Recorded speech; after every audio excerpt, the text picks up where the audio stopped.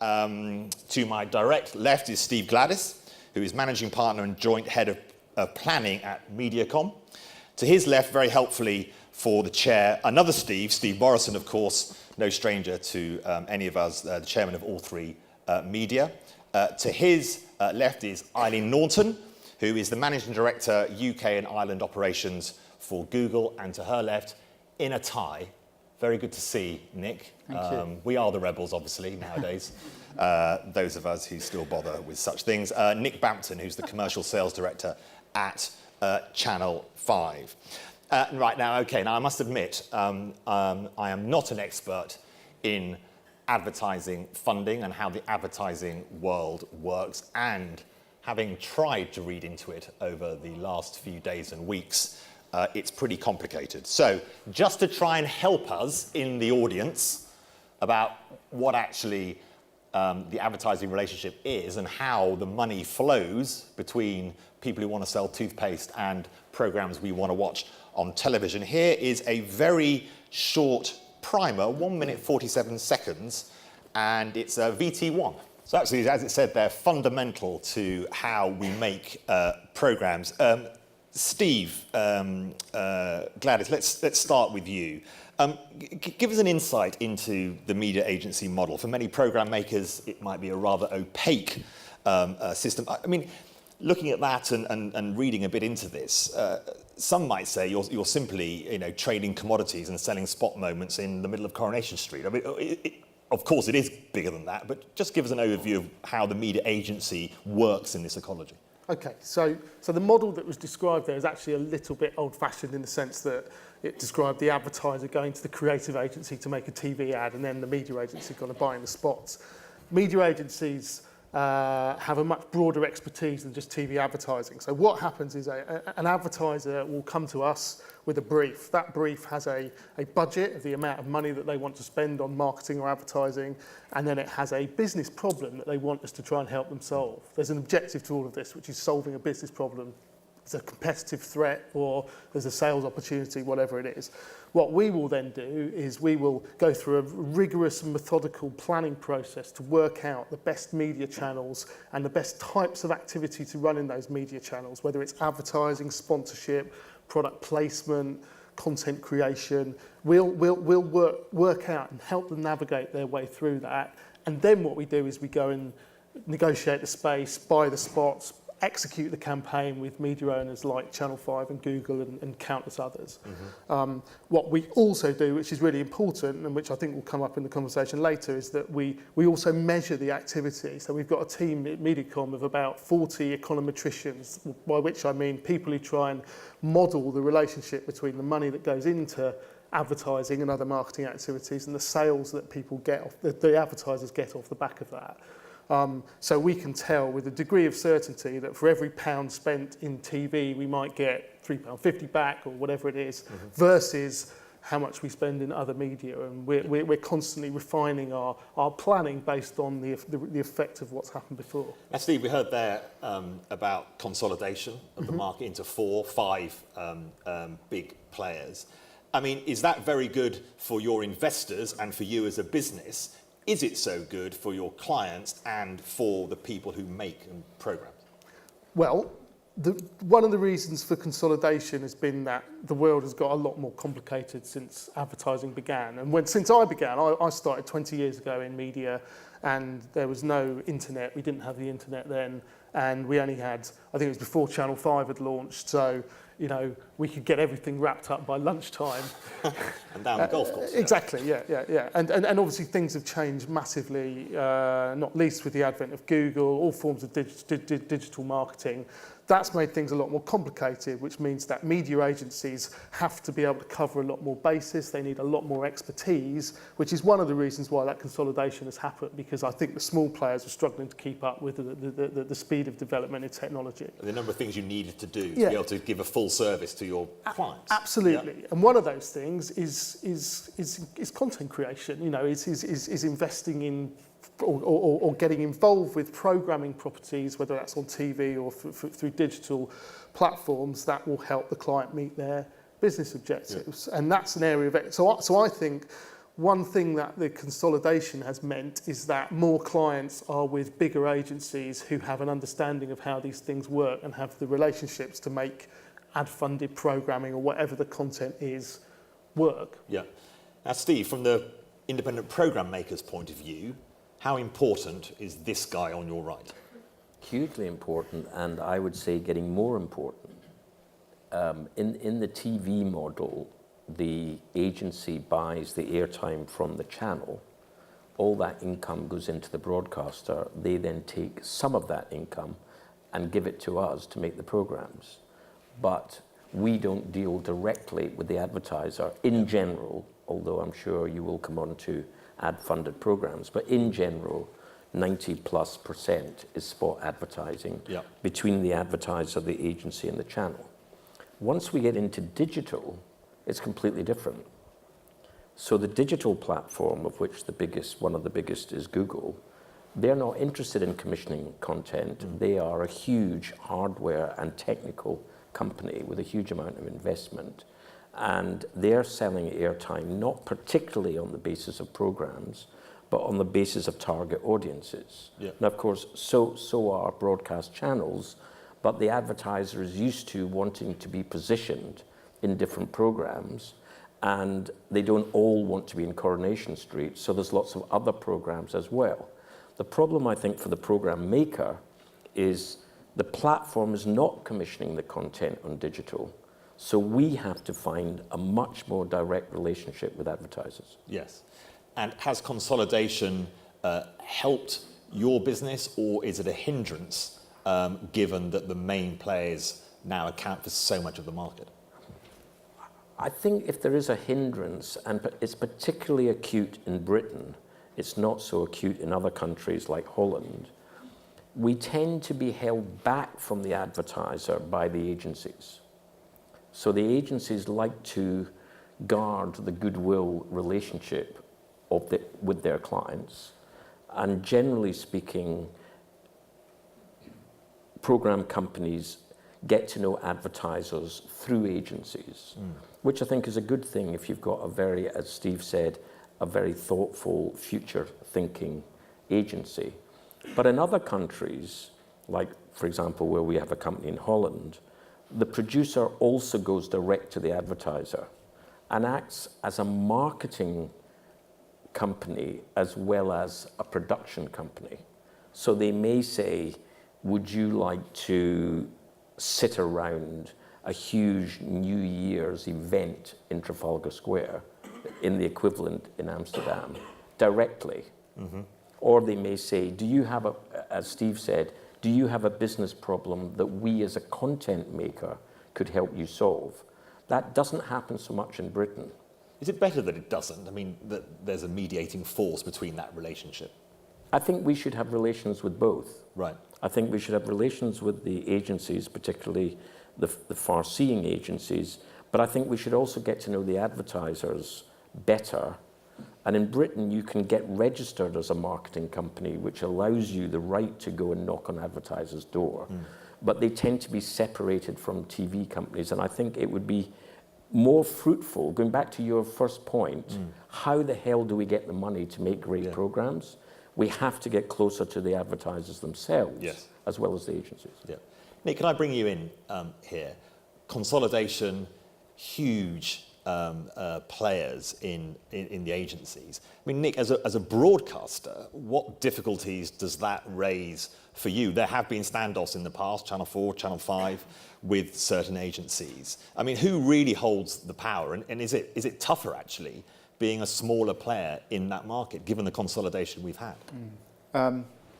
There's no doubt, I think, in the last 20 years that the power has changed dramatically from one side to the other. 20 years ago, I think I was at Thames Television. We had an enormous amount of power and leverage over, many agencies. I think there was 100 we were trading with at that particular time, over 100. That relationship has completely changed now, where the media agencies obviously are in an extremely strong and powerful position over the broadcasters. Having said that, television advertising is still very important to them. and having a relationship with those broadcasters, not having a relationship one presents problems for them. I think the biggest, so there's some bad bits of consolidation depending on where you sit, but there's also some good bits. And one of the things that has come out over the last few years, I think, which is interesting, particularly for probably many of you here today, is that there's different models starting to evolve that weren't there and couldn't be there 20 years ago.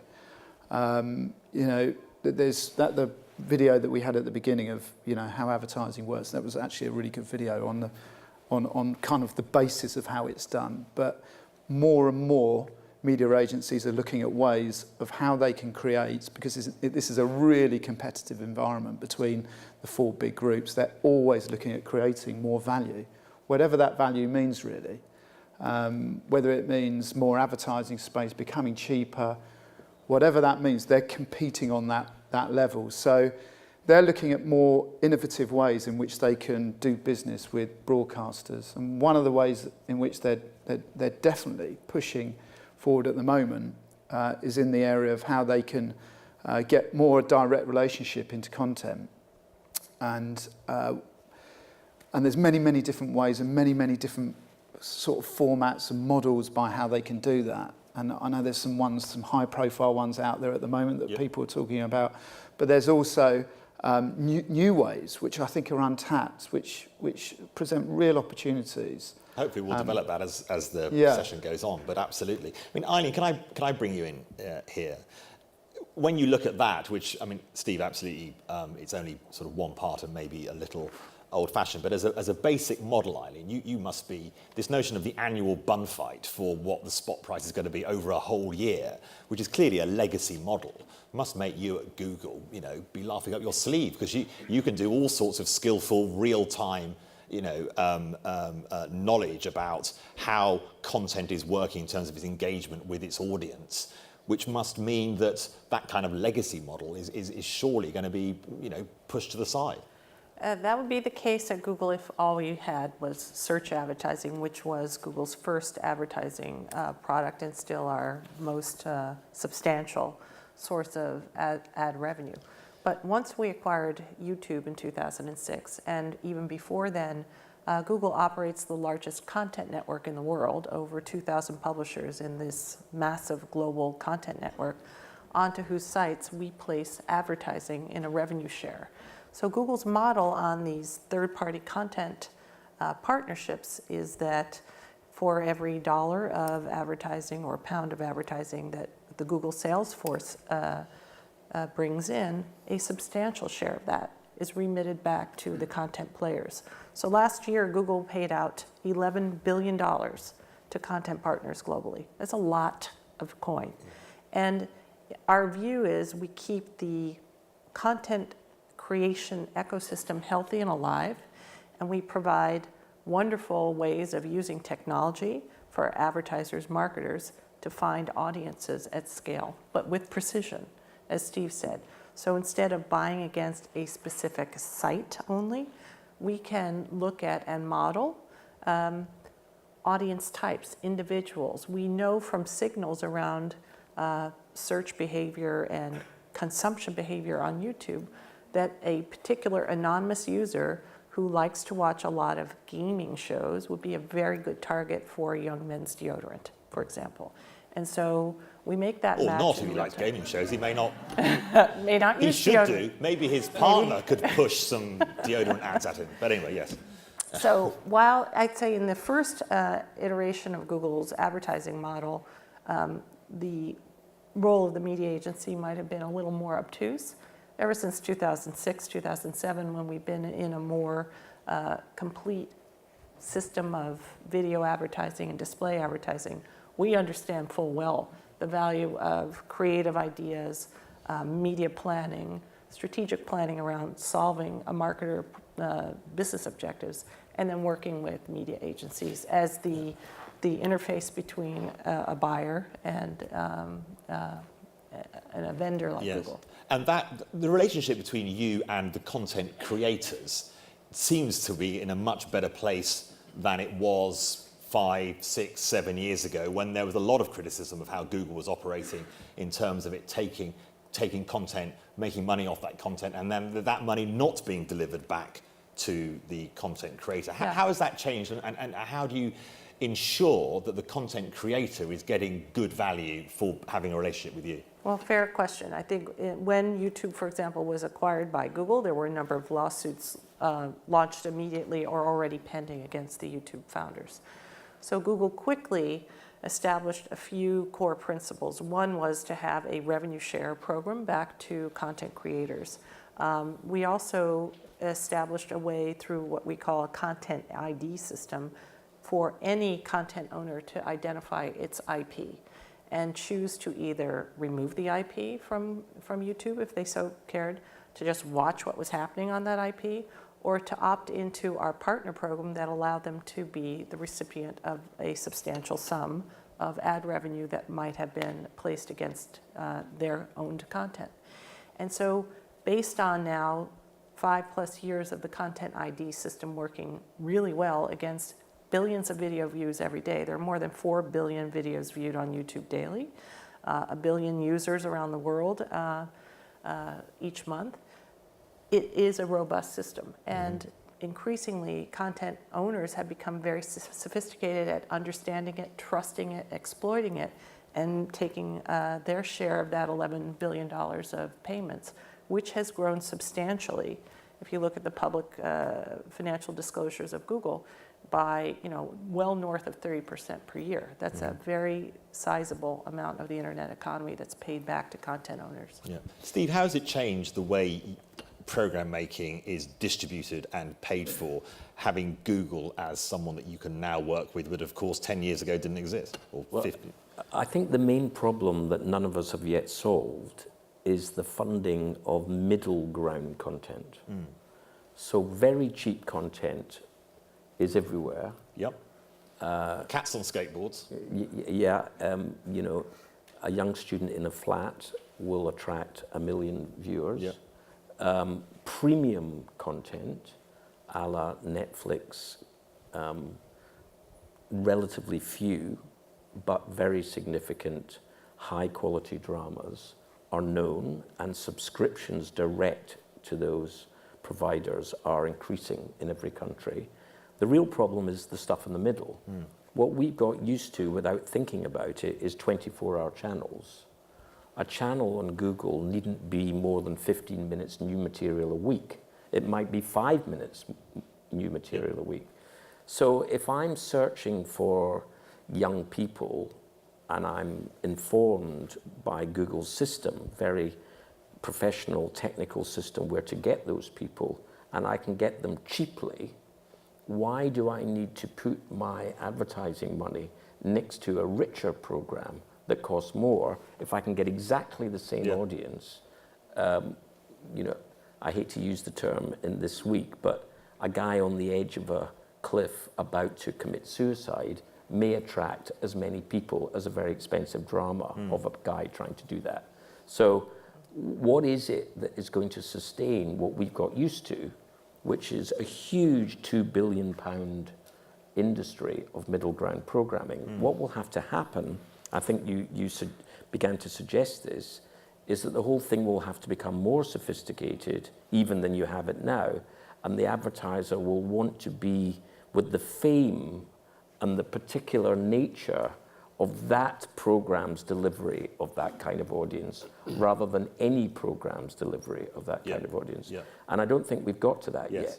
What we probably need, which is beginning to happen, are more famous channels online, which advertisers insist on being in, rather than being disseminated across the whole universe. And that then puts a premium on the programming. I mean, Nick, is that a problem you are aware of, that you have hero programs, which are fine for those essential peak viewing moments, but if you're broadcasting 24-hour, how do you ensure that you get that type of content that, as Steve says, is between the sort of cheap as chips and good fun and everyone will watch it and it goes viral and all great, and the 6-part dramas, etc., etc.?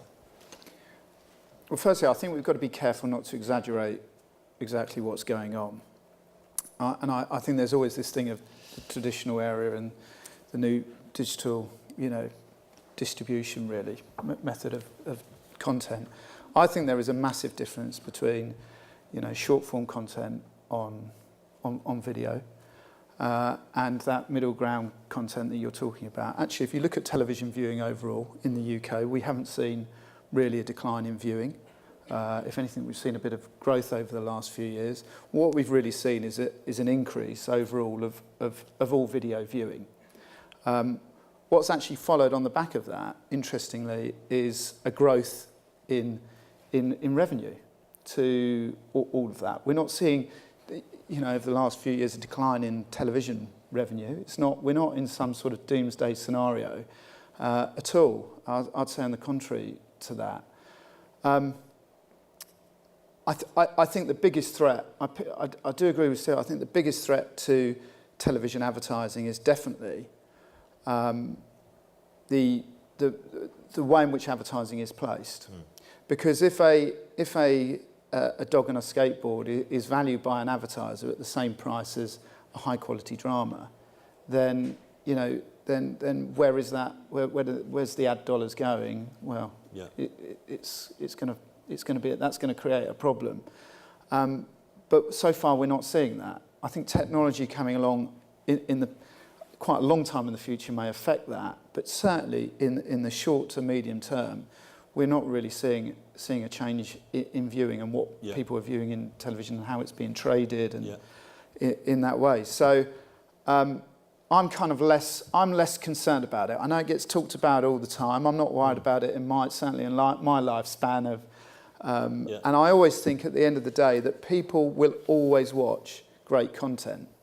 So what we will see, I think, is an increase in viewing towards the very best content. I think one of the things that's kind of happened in television over the last 10 years is we've had a whole load of long tail happen, +1 channels, repeated programmes, which has taken an enormous amount of viewing. Yeah. That's kind of happened in television now. What I think we will see is that there will be more investment back into that kind of higher quality, investments into new productions, creating, because that's what people will want to watch. So I'm kind of a little bit more optimistic about that. I think what will change is definitely how it's funded. Yes. More. I think we'll touch on it in a second. I mean, Steve Glass, is there a situation where clients want to be up against hero programs or against great fun, viral, very cheap? Do you see this problem from your client side becoming an issue where Steve or Nick are thinking more about how do we service 24-hour broadcasting? Yeah.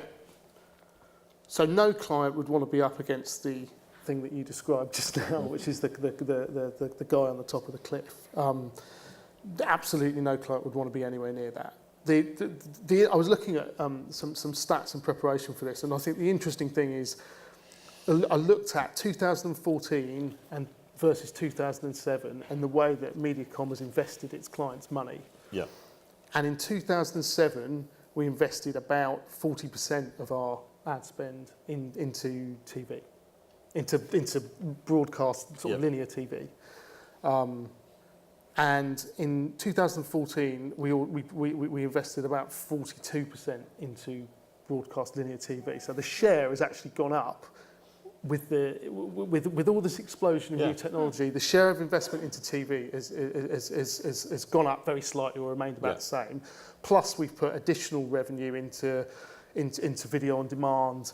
And we spend a lot on YouTube as well. So there is, if you like, there is a lot more money going into TV type content at the expense, to be honest, of press. Press as a medium that has suffered massively as an advertising medium, just because the readers aren't there. The readers have declined. Right. So magazines and newspapers, it's been well documented, and the money has followed the audiences. So we're investing, significantly more online in those last 7 years, as you would expect. So television is holding its own. Television is holding its own brilliantly, and the reason is, and I talked about the 40 econometricians that are trying to measure the effectiveness of the campaigns that we run. TV is a really effective medium in driving sales. But what in the kind of short to programs medium do term. your clients want? Is it, I mean, is it between the viral clever stuff, which could be cheap and very clever, and a guy in his room, whatever, and the big hero programs? Well, what clients want a lot of the time is big reach. So they want we don't tend to plan TV campaigns as such. We plan AV campaigns, so audio visual campaigns. So we'll plan a combination of traditional television advertising, if you like, and video on demand, pre-roll advertising, and YouTube, and cinema is the ultimate appointment of view AV content, isn't it? So all of these things. What clients want is generally broad reach. Or they want specifically targeted audiences. Yeah. And if those programs are delivering those things, it's great if you're associated with the right programs as well. It's great if you're associated with the programs. Another thing that brands want is kind of cultural capital, or to be associated with things that people are talking about around the water cooler, or whatever the 21st century equivalent of that is. So we want a combination of program quality, but also audience reach and cost, and that's kind of an equation that we as a media agency are constantly trying to balance for the client. Yeah. Okay, so we've touched a little bit on diversification, and we're going to move on to the next section. It's certainly one of the sort of burning issues in this debate, which is absolutely fascinating. And here's Bob Wootton with the key question, which I think is VT2, please. Okay, Nick. Tell us, who is winning here? If advertisers are getting involved in funding programmes, how risky is that for programme makers? Okay. Right, first of all, I think it's important to kind of establish what we're talking about here, because this is often... there's two types of AFP. One of them's quite clear, AFP from in the traditional sense of the meaning that an advertiser comes along and funds a program and gets involved in it in an editorial way, and they get all from a regulatory framework. They can do things with it. They can put their name in the title of the program and things like that. Channel 5 has been doing that for many years, as have other broadcasters. But you know what? It hasn't really taken off. It's something it's a very small part of what we do, and actually, it's not. It never really works, because, with all the greatest respect, there's no advertisers in the room, are there? But if you actually, can I just? How many advertisers are there in the room? None. Thank God for that. Quite right, Nick. Right, we can talk then. We're being filmed. Can I just check? Are most people in here program makers? Is my vague assumption. Is that right? Hands up if you're a program maker. Yes. Okay. Continue, Nick. Well, so I was just going to say that, unfortunately, the best people to make great television are actually people who make TV, production companies. And as soon as you get kind of people like me involved in it, and advertising people or marketeers involved in it, it's terrible, on the whole. So the way in which we do it is actually kind of right, but that's not the AFP we're really talking about here. Yeah. What we're really talking about, I think, when we're talking about the new way, if you like, or a new way of, or new models of doing it, is where that we get advertisers or agencies involved in directly funding television content. I mean, if you think about advertising, currently does fund advertising content. It just comes into the broadcast and the broadcaster spends it. But what we're talking about is just really challenging the model of how it works. Some of the benefits that brings is that it disrupts the way in which we've currently done it. So what that allows for is potentially more value to be taken out of that model. The challenge that's been talked about most recently over the last few years has really been of who's getting the value out of this. Yeah. Is it the advertiser? Is it the agency? Is it the production company, or is it the broadcaster? And what pressure is being brought to bear as well. And exactly, and what pressure, and some of those, it really does depend on which model, depending on who gets what, and it's probably a debate within that. But overall, I think that there has to be, it's there, we have to kind of embrace it a little bit, all of us, because it's just there, and it's not, I don't think it's particularly going to go away. But who benefits out of it depends on the model. Well, tell us the model, explain to us how some of the models work, and what does the agency demand in return for making products. I mean, I've got the quote, probably a lot of people in here will remember, Richard Desmond last year said at the Cambridge Television Festival directly about Group M Entertainment, it is very difficult when Group M say to us that if you don't like to do this, we're going to cut you back by 10% or 20% in ad spend from WPP clients. That is Richard Desmond saying that pressure is brought to bear through these type of models on the type of content and the type of deals that then happen. I mean, isn't that worrying? I think that's, what Richard Desmond's kind of said there is Richard Desmond's interpretation. If you don't mind, I'm going to leave that there. Okay. I'm going to give you. It was relatively important. Okay, I know he sold it, but we're just in between actually, so I won't say. But what I will say is that I don't read it that way. I mean, I think that we're in a free economy, and providing it's not against regulation, people are going to behave within a legal framework. Tell us the model. Well, with the Group M model, they invest in content. They will invest more into Channel 5 if we back their model. And in return for that, I think that the producers who work with that model will get, more in production. That's basically how it's been working. It is going to be difficult always to say within that model of whether is there more money coming to production, the Channel 5 spending more, but it's got to be, on the whole, a good thing if there is more advertising money supporting production instead of acquisitions. Now, whether that model alone is good, but it's got to be good if advertisers are there saying, no, here's some money, but it's got to be spent against production. That's got to be good for, I think, essentially the bigger broadcasters because it gets new content onto their channels. It's got to be good for agencies because they will potentially get more out of it, and advertisers. It's got to be good for production companies because it's getting more into production. The trick is how does it become good for everyone?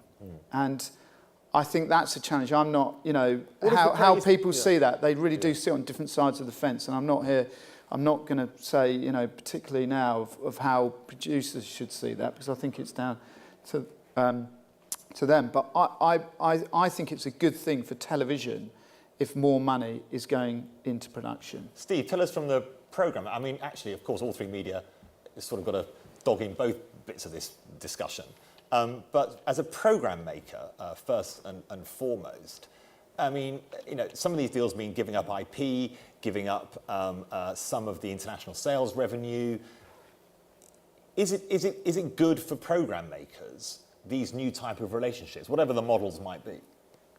Well, when the thing began, in the bold version, it looked bad.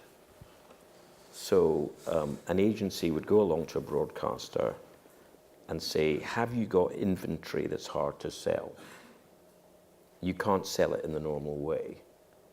We'll buy it, and we want it at a good price, and we'll come back to you with the content. This is when it all started. It was like a barter arrangement. The agency then went to its clients and offered good prices for that inventory because they'd done a good deal. So they were benefiting hugely from the arrangement. As broadcasting became more sophisticated, broadcasters didn't like doing that arrangement because they wanted to sell all their inventory themselves. Now it's come round again in a more sophisticated form because now the agency wants to be the investor in the production as well as the manager of the barter. And of course, program makers jealously want to retain, quite rightly, the underlying rights in what they invent. And I would say Britain has actually become disproportionately successful, partly because both governments a decade ago brought that system in. So in other countries, that is not the way it applies. But in Britain, the person who invents the program in their little institution, their company, retains the underlying copyright and licenses it to the broadcaster for, say, 5 years, and is able to exploit those rights internationally on digital in other media. If a new investor comes along and it suits that agency and the broadcaster to do a deal, but the price of that deal is you have to give up half your rights. That's a very difficult situation. They're now not only benefiting from the deal with the broadcaster and making more money for themselves and their clients, but they're also eating part of our lunch. Yeah. So we have to find innovative ways to make, I think this is more or less the way Nick's mind was going himself. We need to find innovative ways to make this system work for program makers as well as for everybody else. And we've actually done things with Channel 5 as it happens, which I think were quite far-seeing at the time. So we had a show called the Gadget Show, which it quickly became apparent had a very strong digital appetite amongst the TV viewers who wanted to do more things, get test drives, buy things, get involved, what we used to call direct response in the old days. A very large proportion of the viewers were so interested in the gadgets that they wanted to directly respond to the program, usually on digital. So we then did a deal with Channel 5 where the broadcaster and the program company, which in our case was one of our companies called North One, co-owned the digital rights together, which is something we didn't need to do and something Channel 5 didn't need to do, but by doing created a bigger business. Yep. And more revenue. And more revenue. The next step was that an advertiser came along, possibly with an agency who had the idea, and said, we will become that joint venturer. We would like to joint venture with the program company the whole thing. We'll sponsor the program, we'll pay for the program on Channel 5, which is obviously good for Channel 5. We will co-own the digital rights and work out ways to exploit them. We'll commission more content from the producer that only goes on digital. We just want to get right in the middle of this. Does that set up tensions, Steve? Well, actually, what I understand is that this has gone incredibly well. I'm sure it is I hate from your to say point of that. view, because Yeah, you're I hate obviously to say looking there at are no the revenue problems. stream, but I'm just wondering if it does set up tension in terms of the program maker having one eye to who's funding this thing. Well, funnily enough, the rules in Britain are really quite restrictive.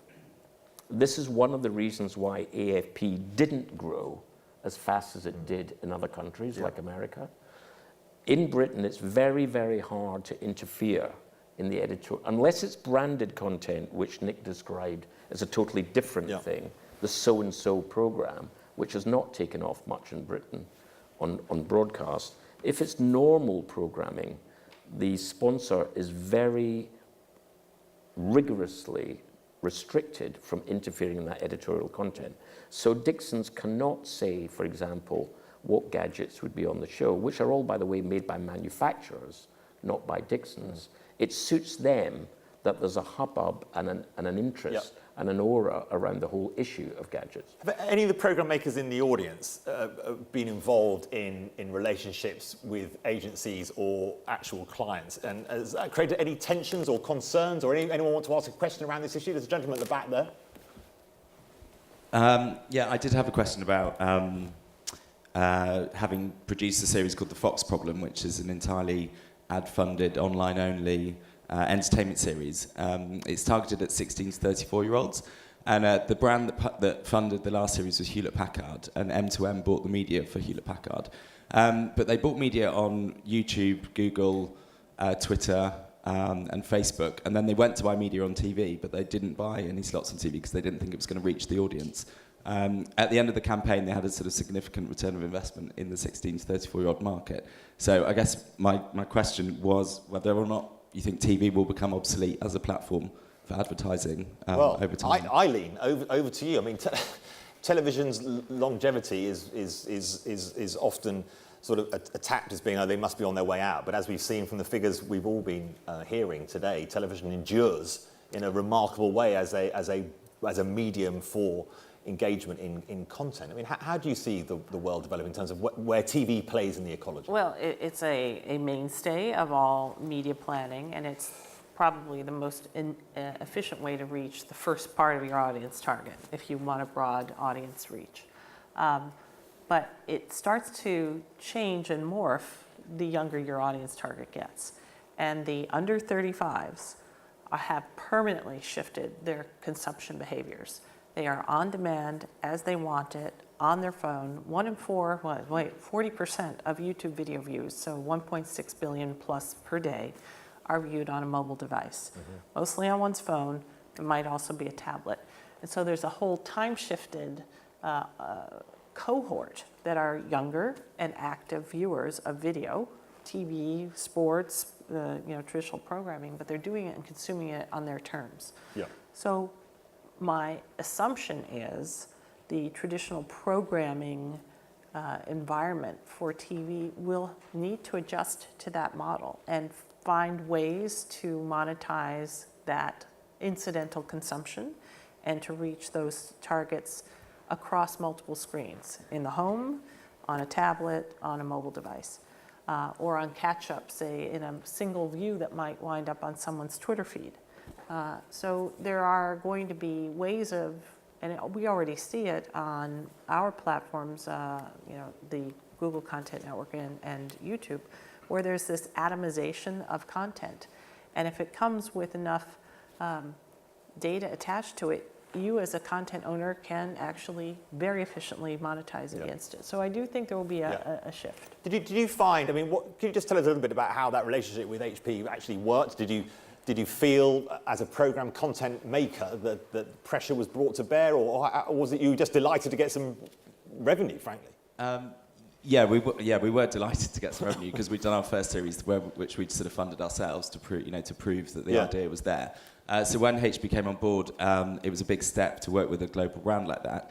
But I think we quite clearly established a relationship with them where they managed to respect us as the content producers and respected our ideas that would sort of resonate with the audience in the best possible way. And in return, we respected their products and their marketing messages and their brand values, which they wanted to sort of subtly integrate within the format. So there was a sort of understanding. See, the word subtly, that makes me nervous.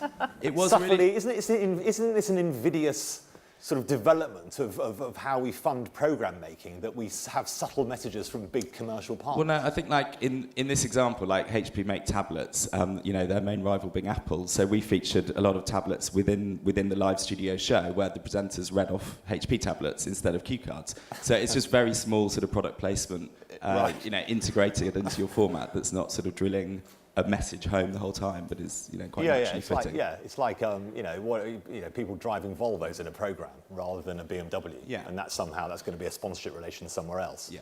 But the viewer may not know about it. We were always very upfront with the viewers. We had the logo at the start of the show, so viewers knew it was then an ad-funded program, but they didn't mind because they were still getting the content that they'd sort of bought into from the Any other questions around this area? Anyone else want to pile in? I'm the only one worried about it, obviously. That's good. Yeah, gentleman at the back there. Yes, hi. I have a question about the synergy between Google and television networks, and whether or not you think Google will be moving into sort of, I know they've done some, but the high, middle and high scale programming and partnering with networks, and likewise whether the networks are going to be putting things on YouTube and so on. Is Google going to announce its House of Cards moment? Well, first of all, we've been partnering with networks and programmers for years on not only YouTube but also the content network. So yes, we do, and yes, we have, and it's very important. And that's back to the $11 billion of payments that went out last year to content creators. We did experiment in the U.S. and a little bit here in the U.K. with a new content model where we kind of pre-funded and helped just really develop the content creation ecosystem for YouTube distribution using some very high-profile Hollywood producers, some lesser-known ones, and some YouTube original stars. And it was really an advance against their eventual ad revenue share, so it wasn't as though we were in the business of creating content, but we were trying to stimulate content creation. We've since shifted to having a kind of a creator studio. We have studios in London, Tokyo, LA, and soon to be finished in New York, where content creators can come in and use the production facilities and the know-how of experts to develop content and have a place to make it. But those are for more up-and-coming independents. more established players like Steve have the wherewithal to do this without Google. But there is a very comfortable collaboration in place between Google and content owners. And we have moved away from the early kind of spitfire between content owners and YouTube that existed when we acquired them to a very respectful, legally sound, economically viable participation in the ad revenue stream. I'm just very aware of the time, which has raced away amazingly. Thank you so much. It's been a fascinating panel. I just wanted to actually move on to the future and data. We've touched on 16 to 34 and algorithmic ways of actually bidding on advertising time. So I was just wondering if we could just quickly run, it's Bob Wootton again, could we quickly run actually VT5 would be tremendously helpful. Thank you. So Steve Gladys, tell us how the world is changing, and for program makers here, how actually the funding model works and how algorithmic models are different from human-to-human interaction. Okay, so the world of online advertising has become increasingly programmatic. And that means? And that means that it's traded in the way that stocks are often traded. Well, it's traded in real time by computers, essentially, based on algorithms that have obviously been set by humans. Yeah. So there is still human involvement in this programmatic trading. But the way it kind of works is that when an online impression comes up, when you look at a website, the ad that you are served is decided upon there and then based on the algorithms and the bids for that particular impact. That's where we're going to move to on TV, is the theory. So Sky have already started this with a product called AdSmart, which they launched to advertisers about a year ago. The way that AdSmart works is that for certain spots, they don't do it with all of their spots because we're just not in that world yet, but for certain spots on Sky channels, if all of this panel were watching the same TV show, when the ad break came along, the AdSmart spot, we might all get different ads based on the information that Sky has about us. So Sky might know that you're in a house with 3 children with a certain household income, and it might put an Audi ad in front of you, whereas it might know that one of the other households is full of students or younger people, and it might put a different ad in front of people. Deodorant, maybe. Deodorant, perhaps. Yes. Yeah. Exactly. Yes. God knows. Yeah. But the point is this model is already up and running. Yes. On a small scale, the theory is that this will develop so that every advertising impact that we are all exposed to as TV viewers, the advertising will be served to us based on the household or the individuals that are watching that program. Now, for this, of course, everything still, whatever way that works, as you say, advertising impact often comes from great content. I know, Eileen, you brought along a specific video to talk a little bit about the type of content that works. So if we could just see VT6, that'd be tremendously helpful. A rare item within the Volvo fleet. It is important to a small group of buyers, truck buyers, and yet this had a profound impact. It had more than 75 million views. It had millions of views of copycat videos, lots of send-ups and satires, which is very common on social media and YouTube in particular, where you get a lot of response videos and things get embedded and quite funny. That video was taken in one take. It was very important to the art director that the sun was rising. And so it was just, it was intended to illustrate good engineering from Volvo. We all know that, and it has lived on. If you can aggregate the response videos, more than 100 million, he was probably paid £50,000 for that appearance. And it is what we see more and more, advertisers are very effectively pulling the skills of great content creators and creating videos that are entertaining, they're informative, or they're useful. And if you get all three, you sort of have a trifecta effect, and sometimes, it will explode into what will become a viral video viewed around the world. Advertisers have become great content creators themselves, and they are using social media as a distribution platform. So I just I found that one particularly amusing. What do you think that cost to make? My guess is it would probably be well less than $500,000 US. Can I ask you just about one issue, obviously, which is very pertinent to the present week we've had and the events in Iraq. Obviously, brands want to be associated with good things. We touched on this about the guy standing at the edge of the cliff.